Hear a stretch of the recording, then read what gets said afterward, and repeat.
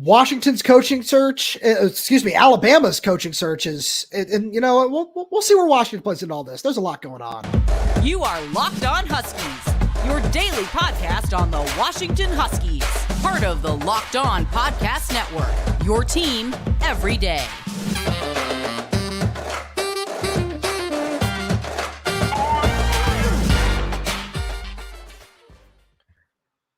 Welcome back into another live edition of the Locked On Huskies podcast. I'm Tomashoff. That's Lars Hanson. We write for Inside the Huskies of Fan Nation and Sports Illustrated. You can check out all our written work over there at si.com/college/Washington. Thank you for making this your hopefully second watch or listen of the day after, you made our pre-recorded show that we put out this morning your first watch or first listen of the day. So just a reminder that today's episode is brought to you by Gametime. Download the Gametime app, create an account, and use code LOCKEDON for $20 off your first purchase. So, Lars, we were talking about a lot of this before we came on here. There's a lot going on. First off, you and I have been at the center of we don't think Kalen's going to go anywhere. And, we'll get into more of that too. We've been at the center of that because it was where else is he going to go?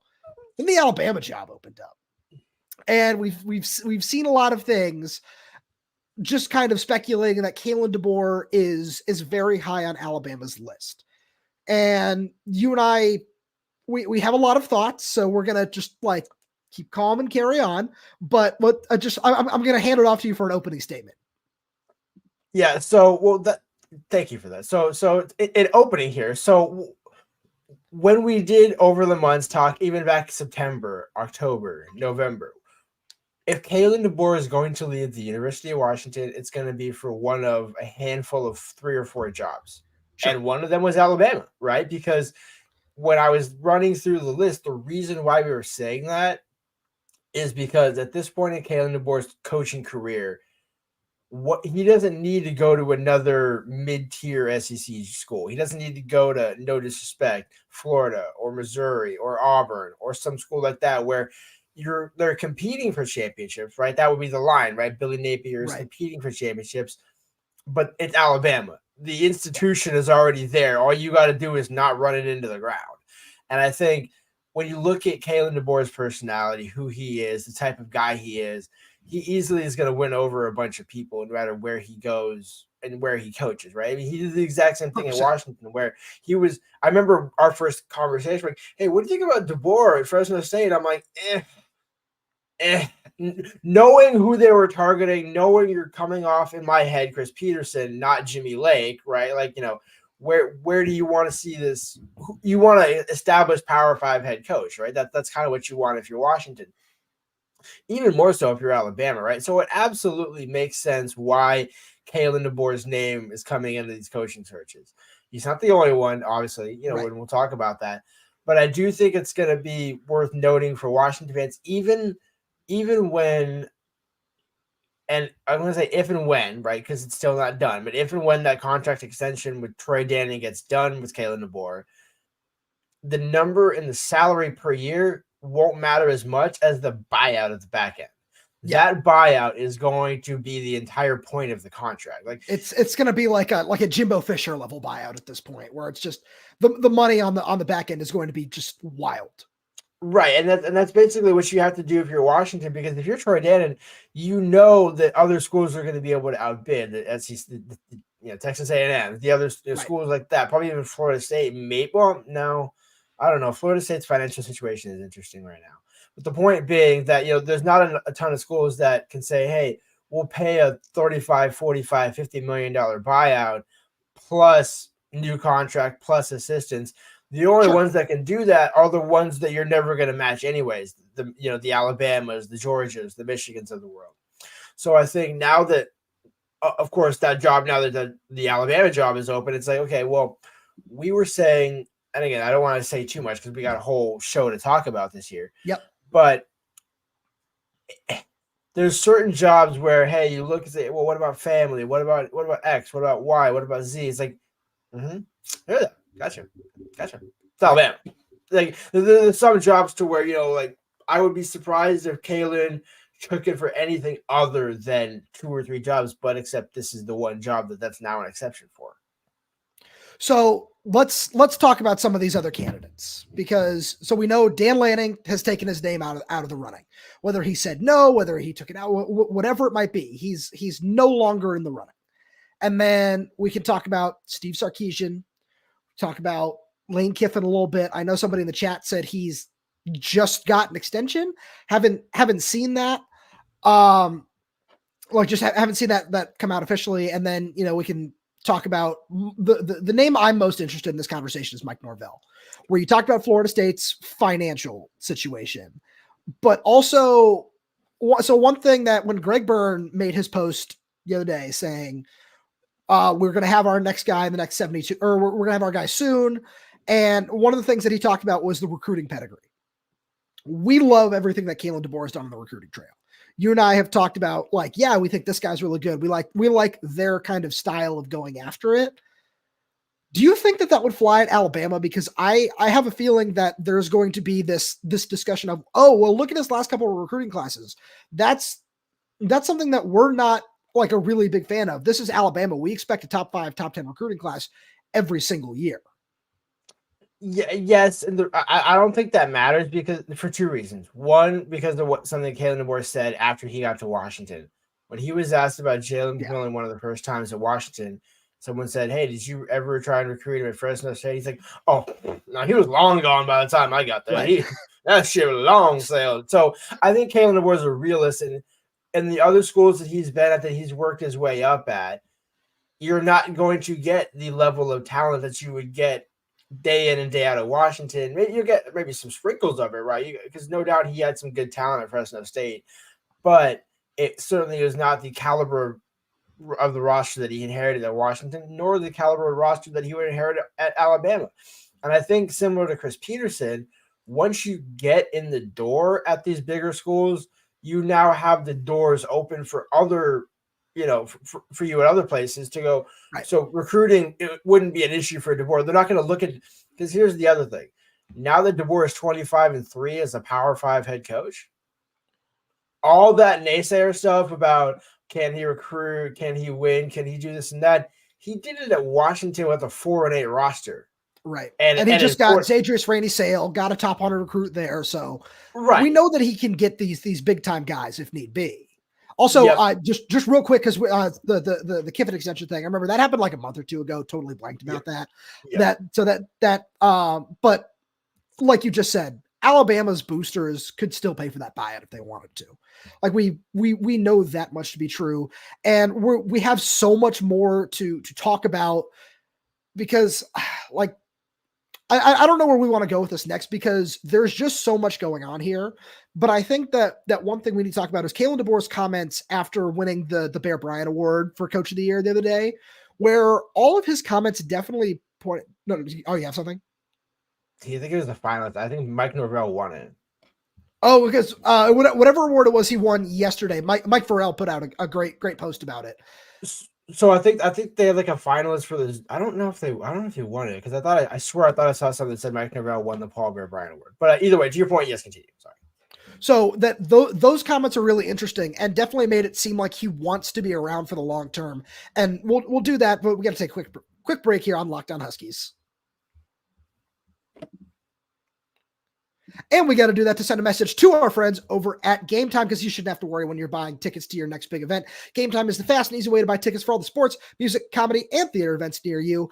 Some of the coolest things about Gametime, it's so easy to find and buy tickets for every kind of event in your area. They got a lowest price guarantee, event cancellation protection, job loss protection, all kinds of protections to make sure that you're getting the best deal available. Gametime is obsessed with finding ways to help you save money on tickets. Gametime has deals on tickets right after the start of the event and even an hour after it starts. It is the place to find last-minute seats. With zone deals, you pick the section and Gametime picks the seats for big-time savings. Take the guesswork out of buying tickets at Gametime. Download the Gametime app, create an account, and use code LOCKEDON for $20 off your first purchase.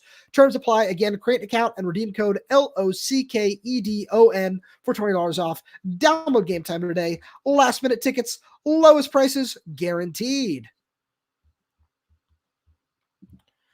So let's talk about building for the future, because everything that Kalen DeBoer has said over the last couple of days, and I've got a couple different just avenues that I want to make sure we take this. One is every comment that he had after the national championship game. made it feel like he wants to stay here and build this into the big time program that you and I know that it can be, that he seems to understand that it can be, and what he's taken it to over these first 2 years. But on top of that, it feels like with his daughter enrolled to play softball here, he's had some comments a week or two ago saying, yeah, I don't even want to think about leaving for the next couple of years because it's so cool to walk 1,000 feet and be able to see my daughter play softball. There's that angle to it all. And again, we're not sitting here acting like we have any inside track, any information that other people don't have, because there are so many things going around. Jimmy Sexton, the agent, is the same agent for all of these big head coaches that are in the running for this job. It's the same guy. So he can basically put out whatever he wants on this aspect. And then on top of that, it almost feels like Jimmy Sexton might have been the driving force behind the, hey, let's wait a little bit on this on signing this contract extension, because you might just be surprised at what opens up. And even if Troy Dannon put out, let's just be wild here. And we're not saying that this is the number. Let's say he offered Kalen DeBoer $15 million a year. Let's say that happened, plus whatever else for NIL, coaching pool, whatever. Let's say that happened. That still wouldn't mean that he might not say, oh, I could be the successor to Nick Saban in Alabama. Let me hold off and see what that might look like. Yeah, I mean, here's the thing. It's different, obviously, than when Ryan Grubb went down there to interview for the Alabama offensive coordinator position after everybody said, hey, I'm coming back. Hey, I'm coming back. And obviously, when it's a head coaching position, Kalen would be, how do I put this? He would be, not dumb to not at least take the interview. But at the same point, why would you take that interview knowing what you have building in Washington, knowing, you're bringing in Will Rogers, you're bringing in a handful of guys that, again, sure, could they leave? Could they break their NLI or whatever? Yeah, it is, you have an opportunity to transfer for 30 days if your head coach leaves. Right. Or no, so I'm saying like Will Rogers and guys like that they already brought in to scheme for next year. It's like, well, how do you my thing is more or less, it's a little bit different than last year, where obviously with more of the guys going to the NFL, there's less of a reason to say, hey, we can come back. We can try to run it back. Right. But I would still, to your point, be a little surprised on. I don't know if you heard what Joel Klatt said earlier on. I did, yeah. Because that's something that we should discuss as well. Right. So, but it's on the opposite end of that fence. It's like, for all the reasons that it makes sense for Kalen, right? It's Alabama. Your stock's never going to be higher. When you just look at his track record, and that it's almost like the national title game against Michigan, right? Where all the numbers are saying Michigan's going to win the game, but there's something about Washington that kind of just keeps you right there. And for 3.5 quarters, they were right there. Right. So if you're Kalen DeBoer, maybe 3.5 years at Washington, okay. Like, if this is after next season, I could see it a little bit more. I have a hard time seeing him after 2 seasons and a national championship run be like, okay, cool, that's it. Because especially when you're the guy following Nick Saban, that path goes one of two ways. Either you hit and you're staying there for 10 years and maybe winning a national championship or 2. Nobody's going to win 6 like Saban. But, maybe you'll win a couple national championships, a couple more national championship appearances, some SEC championships. And he's proven he can win at the Power 5 level and win championships at the Power 5 level. So that's not a question. But I think getting back to the whole point of this, when you look at between – Kalen DeBoer versus Mike Norvell. Okay, one kind of has more natural Southern roots. One seems more akin to take a Alabama job, and to your point earlier, DeBoer taking a Northern job. But I don't think that's necessarily exactly the case, because it's not like DeBoer couldn't work in the South. I don't think he's that kind of person. It's not that at all. Chris Peterson would have never worked at Alabama. No, that's a different conversation. So like, there's certain coaches that it's just like, that ain't gonna work. Like, people say like Deion Sanders at Alabama, it's like, right, okay. See that, like, I have a lot of thoughts on that, where like I get it from like definitely just like the hype, and that I think that could be kind of fun, but I kind of want to switch gears a little bit, because all these points are very valid. But one thing that we kind of need to talk about, in the same vein of the contract extension that we've been asked about for a while that wasn't signed, is Troy Dannon. where there's a whole lot to say where, oh, well, Troy Dannon was on Adam Brenneman saying, oh, well, we're going to do a deal the likes of which nobody has ever seen. And you can say that, say what you will about that. I'm going to just, my thought is I fully believe him when he says that. I don't know if there's any sliminess. I don't think that there's anything, where he's just straight up lying. And it kind of goes back to what I said a little while ago, where if you kind of look at this whole, like, DeBoer hired Jimmy Sexton, who, as we look around the country, look at all of his other candidates, all the ones in line for this job, by the way, Mike Norvell, Dan Lanning, we know he took the same amount of running. If you just look up Jimmy Sexton's just repertoire and who he has on, like, that is giving him money, you'll be like, oh, okay, a lot of this makes sense. So you don't think that maybe there were rumors about this in October? Maybe there were rumors about this in November, in December, saying, let's hold off a little bit. Let's hold off a little bit. Let's see what opens up here, because I'm hearing some things that might, just like say that there might be this job, and let's say it goes to Mike Norvell, right? Let's say that happens. Doesn't that just kind of, no matter what deal is on the table right now, you don't think that all of a sudden that becomes a framework to just take back to Troy Dannon and say, this is great. We like that you were that you were showing that you are invested in me and that you are invested in making sure this program is as elite as it could possibly be. But I see this new framework right here. Here are my new list of demands. And not from a standpoint of like, I'm going to be slimy. I'm going to be, just kind of dirty about my negotiations here. But I see this commitment right here down in Alabama. We can make this work up here, right? That's just my 2 cents on the matter. Yeah, business is business. Yeah, flat out, business is business. You're not doing it. This isn't Jim Morris parlaying a potential quote unquote quasi UW coaching offer into a new extension and facilities at UCLA back in the day. This is, sure. Hey, like, I would love to stay here, be more than happy to stay here. However, as you well know, the number just went up. Right. And that's exactly how Jimmy and Kalen would deliver the news. We're all like, hey, if you got us at, 18.5, we'll come in at 19 and you got a deal. Like the Moneyball when Johnny Damon was negotiating with the Yankees and Red Sox. It's like, we had a deal, Scott. We had a deal at 15. Right. It's like, we do if it's at 16.5. It's like, okay, so you want another $1.5 million. Really? Okay, you're gonna break my gonads over, couple $200 million. Right, exactly. Yeah. It's like Kalen ain't gonna do that, right? Like, and much like if he leaves for Alabama, money's not gonna be the reason he leaves. It's the opportunity. Yeah, that's right.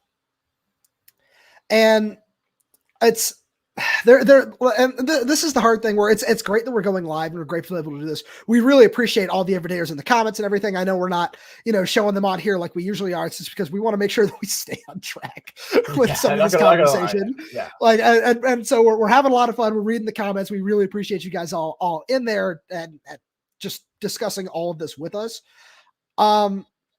I feel like one person that we should circle back around to, because we talked a little bit about Mike Norvell, I think we need to circle back around to a little bit more Lane Kiffin, because he's a guy who's worked at Alabama. So I understand. And we're gonna hit a quick break real fast, and we're gonna get more into it in just a minute. But first, we're going to send a message to our good friends over at FanDuel, because betting odds right now they're real interesting, especially when you look at Steve Sarkisian's odds in some place. I'm not insinuating anything there, but it's just interesting to see what's going on there. The NFL regular season is wrapping up, but there's still time to get on the action with FanDuel, America's #1 sportsbook. Right now, new customers get $150 in bonus bets guaranteed when you place a $5 bet. That's $150 win or lose. The app is so easy to use. There's so many different ways to bet, like live same game parlays.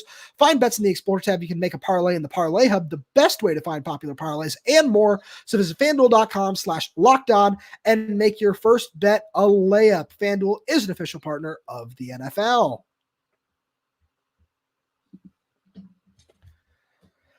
So the reason that I think we need to talk about Lane Kiffin more is one of the things that you've seen no matter where you look. And again, we're not saying we have an inside track on this. We're just kind of reading tea leaves and going off of some of the things that we've seen.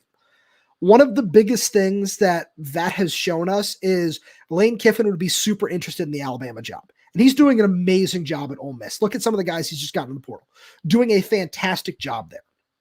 That's something where being a former Alabama guy, having some of those connections there, I feel like that's somebody where Greg Byrne might look at that and say, okay, yeah, this is something I might be comfortable with doing. And I just think that's an interesting name that we can't leave out of this mix. Yeah, I mean, it's fair. Like, I get it, right? But at the same point, it's almost even more so like it's in the similar vein of, I mean, these guys are all in the similar vein, right? Because you can say the same thing about DeBoer that you can say about Sark and Kiffin, right? And even to a degree, Norvell. However, the one that, like, Norvell just seems to be the one that's a little different because of who, most of the roster is not coming back. Florida State's trying to lead the ACC. Washington's already in the Big Ten. Lane Kiffin's already in the SEC at Ole Miss and apparently having the offseason of a lifetime down there in terms of recruiting and transfer perspective.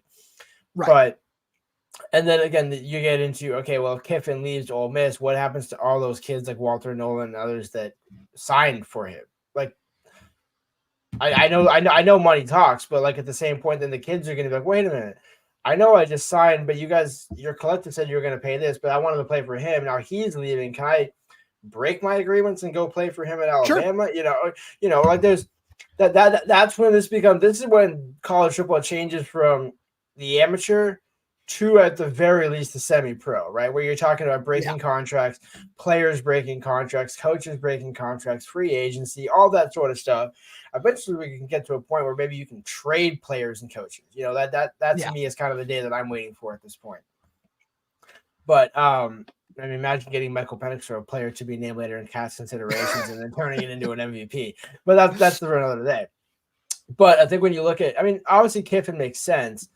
But what's interesting about both Kiffin and Sark is they're credited for the Nick Saban tree, but they're really Pete Carroll guys.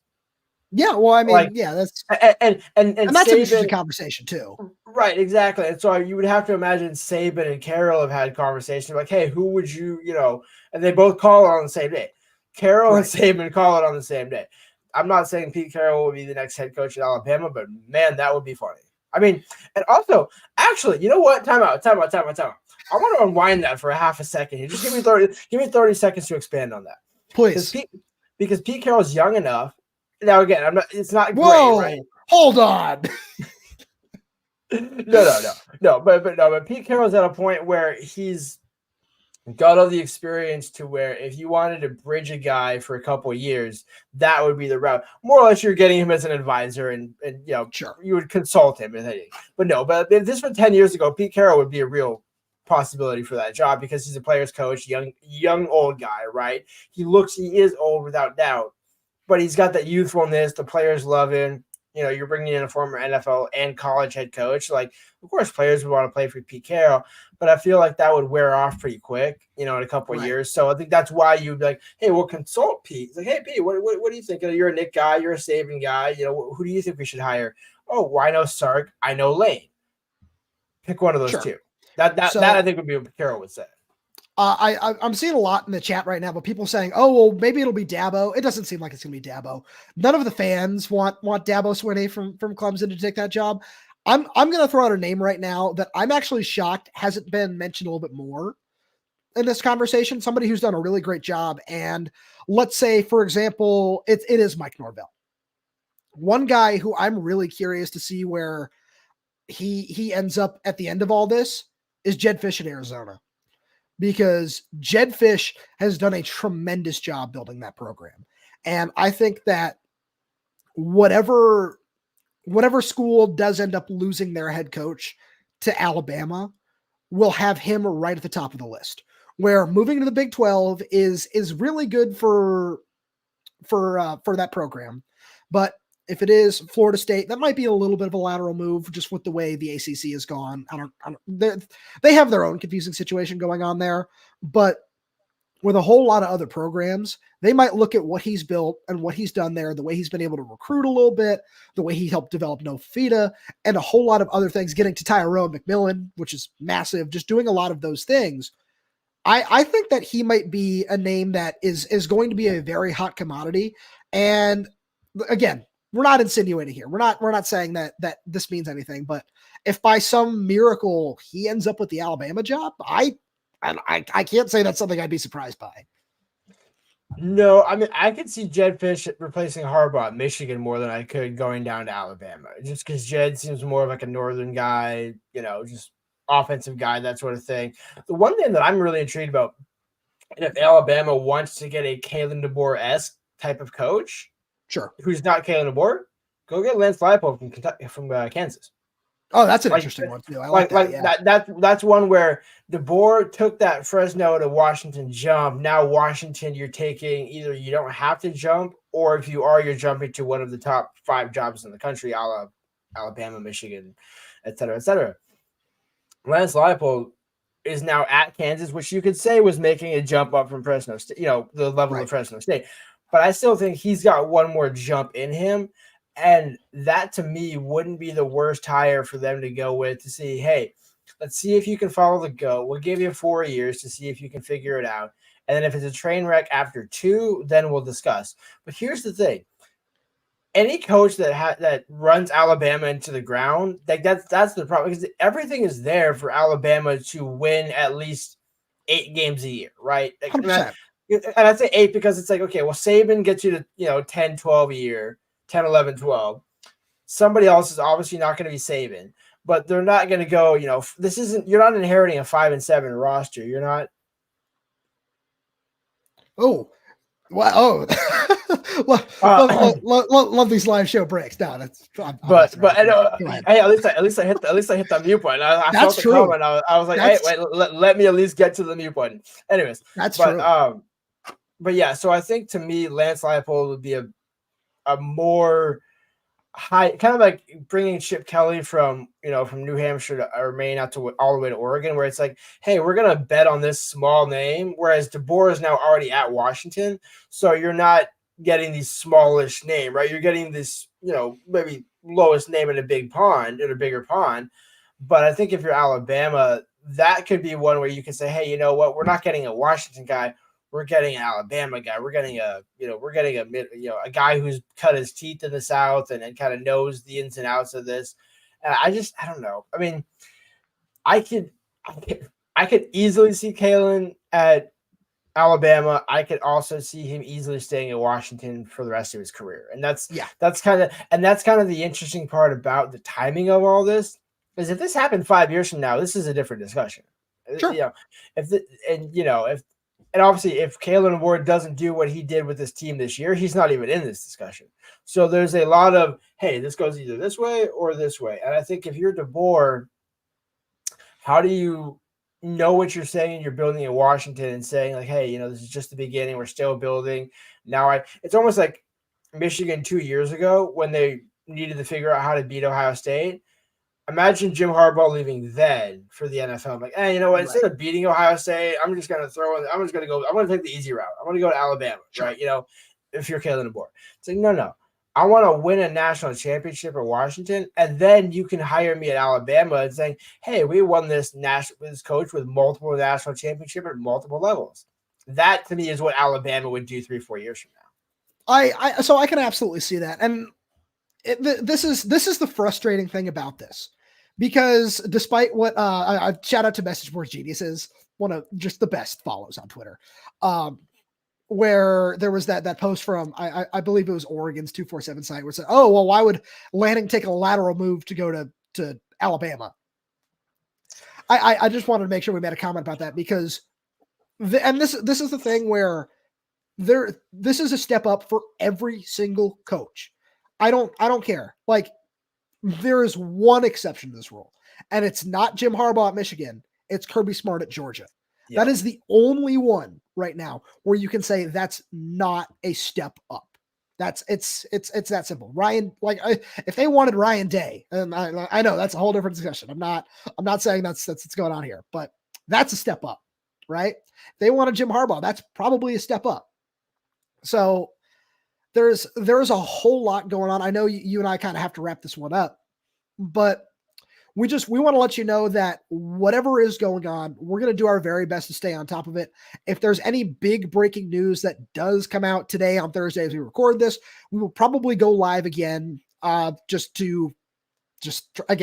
our best to stay on top of this news as best as possible. If not, we are going to forego releasing a show tomorrow morning at 7 a.m. because this is a very fluid situation. Things are changing at the drop of a hat. We also know that Kalen DeBoer is scheduled to go on Dave Softy Mahler's radio show with 93.3 KJR at 8 a.m. tomorrow.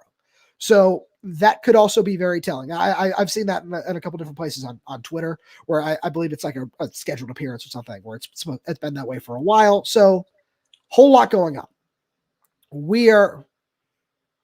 Please, what do you got? Are you referring to Jason Puckett's tweet, or did Softy actually confirm that? I'm not saying you're wrong. I saw Jason Puckett's, and I know he's. So the only reason I say that is because do you know the history of that reference? I can't say that I do. Okay, so in what year was it? When did Sark leave for USC? 2013? Oh, December 2013. So our former employer, both of us, at one point or another, had said that basically everything was aligned for Steve Sarkisian to sign a 3 to 5 year extension at Washington that week. He was going to go into the Apple Cup or coming out of the Apple Cup with a new contract in hand, because he's recruiting Joe Mixon. He was recruiting a bunch of 5-stars that if he got that class, if Sark had pulled that class, this is Joe Mixon, different guy, big puncher, but this is a lot different situation.